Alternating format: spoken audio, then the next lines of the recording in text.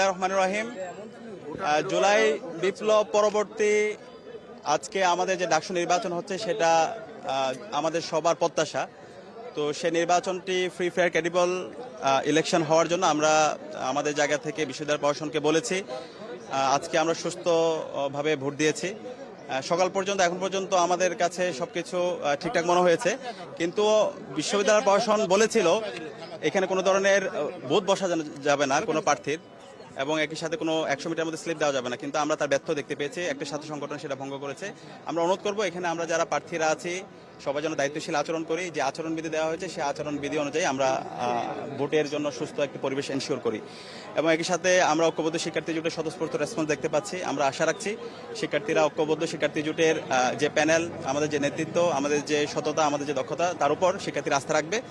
এবং এই যে নির্বাচন, সেই নির্বাচন আমরা যারা নির্বাচন করছি সবাই জুলাইয়ের যোদ্ধা। তো আলটিমেটলি আমরা চাই একটা দায়িত্বশীল আচরণের মাধ্যমে ফ্রি ফেয়ার ক্রেডিবল ইলেকশন যেন আয়োজন হয়, সেই জায়গায় আমরা যেন সর্বাত্মক সহযোগিতা করি। আমরা আশা করছি সবাই সে জায়গায় আমরা সহযোগিতা করব, এবং এর মাধ্যমে আমরা সারা দেশকে চমৎকার আমরা একটা বার্তা দিব।